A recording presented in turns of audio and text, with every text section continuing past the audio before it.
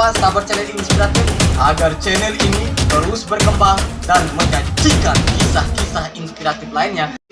Seperti biasa, ini kita akan masih tetap fokus pada literasi sains, yaitu narasi. Kali ini lagi kita akan kembali mengupas salah satu sosok inspiratif yang dimiliki oleh Kabupaten Bima, Nusa Tenggara Barat. Beliau ini merupakan sosok seorang aktivis, mantan aktivis ya. Jadi beliau dulu sangat aktif di berbagai organisasi, khususnya di organisasi KAMHI ya. Bahkan beliau itu pernah menjabat sebagai ketua BEM Sitas Mataram ya, gitu ya sahabat channel Inspiratif. Karena saya ini sahabat channel Inspiratif sudah terhubung langsung dengan beliau. Ini beliau namanya Pak Iwan Wahyudin ya. Gimana kabarnya Pak Iwan? Alhamdulillah baik. Alhamdulillah siap. Kemudian? Alhamdulillah juga siap Pak Iwan. Ini Pak Iwan, ini cukup menarik, saya lamanya rasa sudah tidak berjumpa kembali dengan Pak Iwan. Ya cukup lama karena corona kita ini. Oke. Bukan hanya mungkin corona mungkin Pak Iwan, mungkin kita pisah sejak tahun 2012. Sekarang tersiar kabarnya Pak Iwan atau Bang Iwan ini sudah melahirkan juga beberapa buku ya. Alhamdulillah. Alhamdulillah. Ini Masya Allah, ini luar biasa ya sahabat channel Inspiratif. Dari kesibukan yang luar biasa yang saya tahu dari dulu ini Bang, apakah kesibukan yang dulu itu masih berjalan baik di aktivitasnya di berbagai lembaga, swadaya dan sebagainya, atau mungkin sudah ada pekerjaan baru yang ditekuni saat ini itu? Ya, sebagai manusia kan kita juga bergerak. Bergerak itu kan aktivitas. Siapa yang beraktivitas itu disebut aktivis. Jadi tidak ada kata berhenti dari aktivitas. Mungkin ruang kita beraktivitas itu berubah. Kalau dulu mungkin getol karena kita mahasiswa nggak ada pekerjaan selain belajar, jadi disebut aktivis.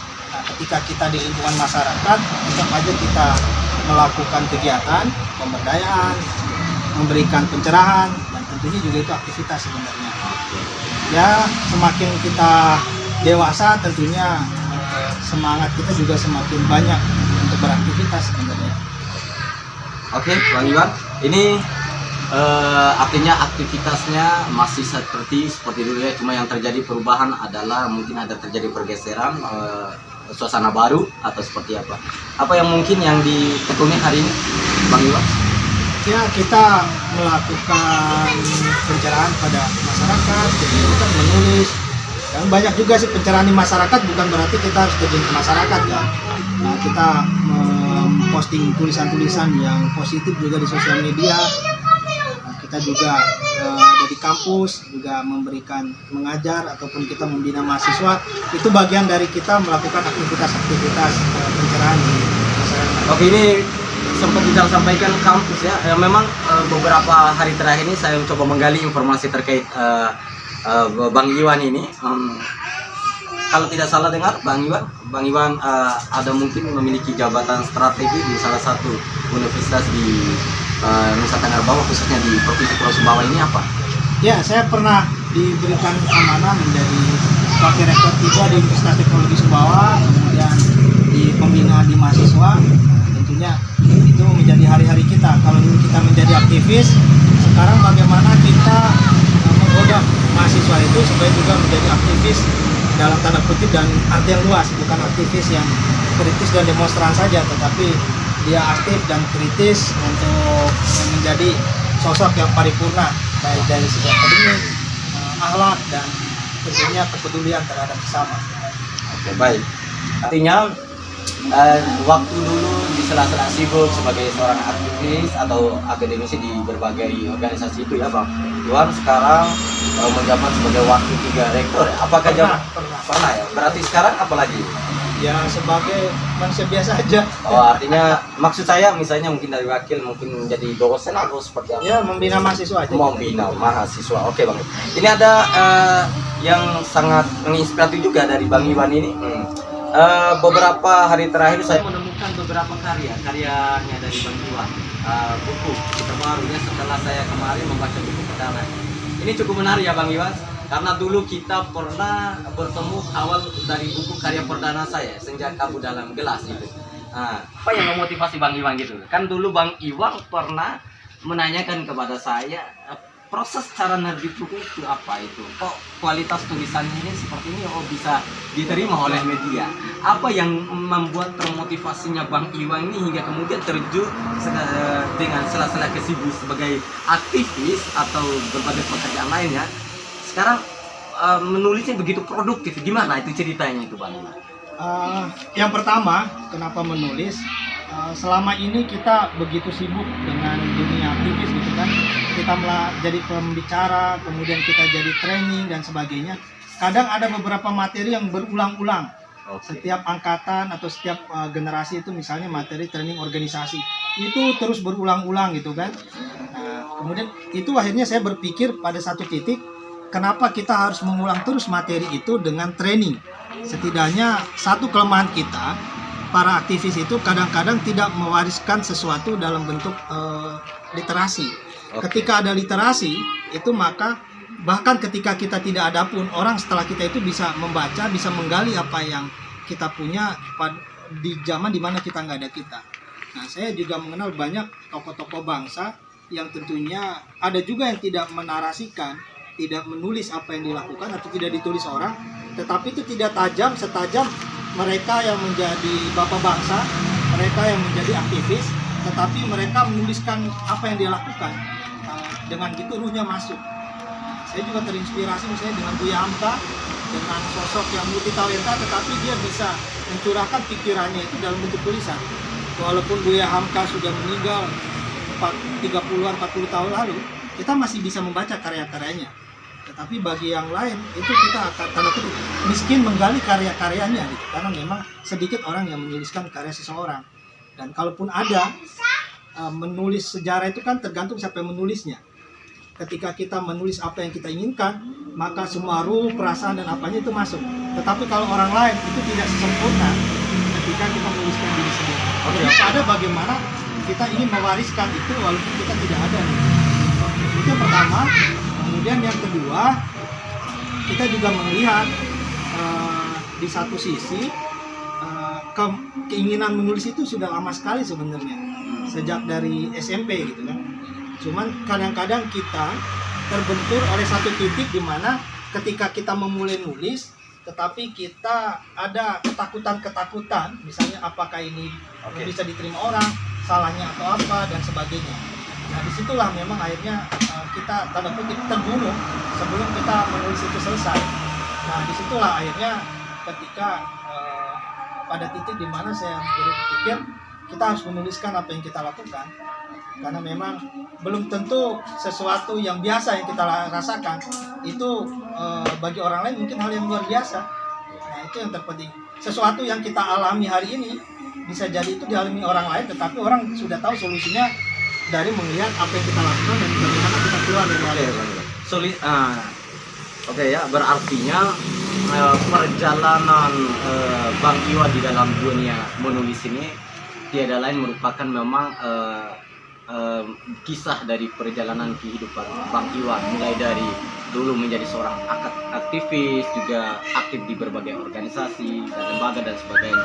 Artinya saya bisa menyatakan bahwa Bang Iwan ini memang banyak cara gitu ya untuk bagaimana kita mampu memberikan pencerahan atau membagikan ilmu kita terhadap sesama, tidak hanya melalui training di berbagai organisasi atau lembaga dan sebagainya, tetapi dengan dunia menulis pun kita bisa lakukan seperti itu ya Bang Iwan ya.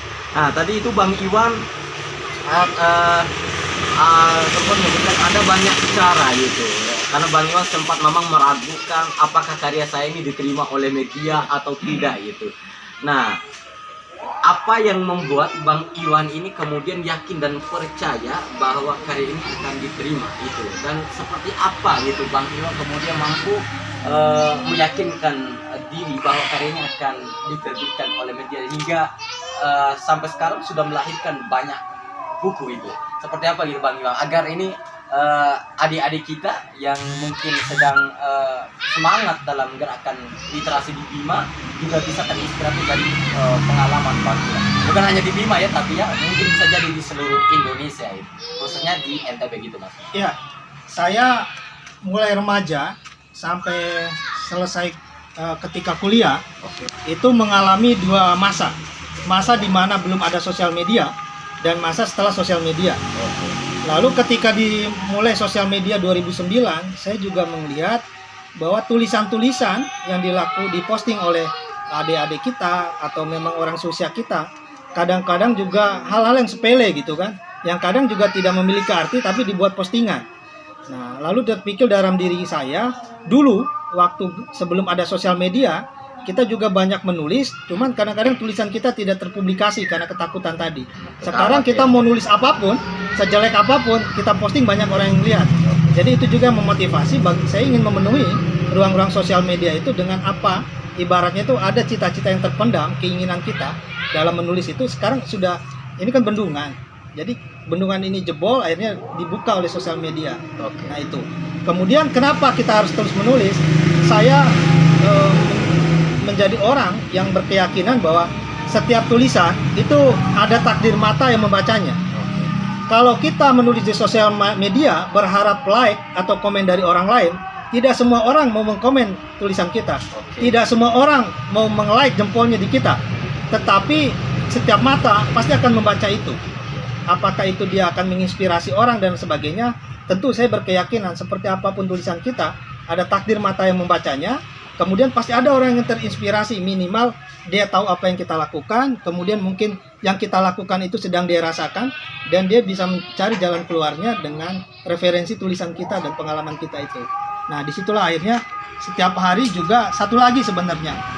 Kita setiap bulan diberikan karunia oleh Allah Subhanahu wa taala paket pulsa. Iya kan? Di sosial media. Paket pulsa ini seperti apa maksudnya? Maksudnya begini. Kalau kita memiliki 50 giga dalam sebulan mampu membeli itu, 50 giga ini kita mau simpan saja 30 hari kemudian hangus, kemudian 50 giga ini kita pakai untuk YouTube saja dengan hal-hal yang tidak bermanfaat, itu bisa saja.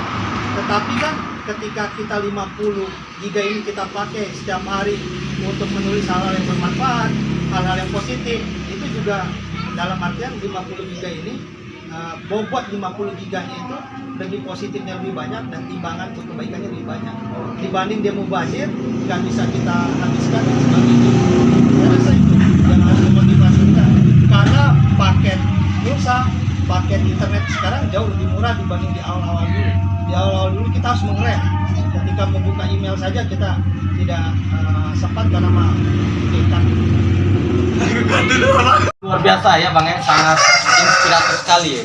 Ya memang karya itu tidak ada yang jelek dan itu tidak perlu kita ragukan apakah karya kita ini layak di publik atau tidak di publik. Dengan adanya juga media sosial ini kita bebas mengekspresikan diri.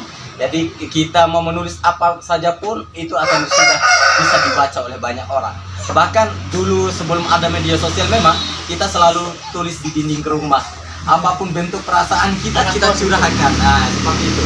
Oke ya, artinya Bang Iwan bahwa dengan tulisan ya, artinya saya bisa menyimpulkan bahwa tulisan ini tidak ada karya yang jelek gitu ya, makanya tidak perlu takut dan khawatir seperti itu ya. Oke, baik Bang Iwan, ini luar biasa sekali. Ini sangat memberi motivasi dan spirit bagi saya sendiri, khususnya para generasi muda yang ingin meraih mimpinya sebagai seorang penulis ataupun aktivitas kehidupan lainnya gitu ya. Oke Bang Iwan, kita nanti akan lanjut lagi di episode selanjutnya. Nih terlalu banyak hal yang ingin saya kupaskan di perjalanan Bang Iwan ini. Oke sahabat channel inspiratif, mungkin cukup sampai hari ini kita ngobrol bersama Bang Iwan Wahyudin, salah seorang penulis daerah Kabupaten Bima. Ini cukup dibilang beliau ini memang penulis yang sangat produktif. Dalam 1 tahun mampu menghadirkan beberapa buku. Dan oke sahabat channel inspiratif, semoga apa yang kita bincangkan ini memberi inspiratif bagi sahabat channel inspiratif. Sebelum kami menutup tayangan video inspiratif ini, jangan lupa like, subscribe, comment, and share. Agar apa sahabat channel inspiratif? Agar channel ini terus berkembang dan menyajikan kisah-kisah inspiratif lainnya yang ada di daerah Kabupaten Bima, Nusa Tenggara Barat. Sampai jumpa kembali.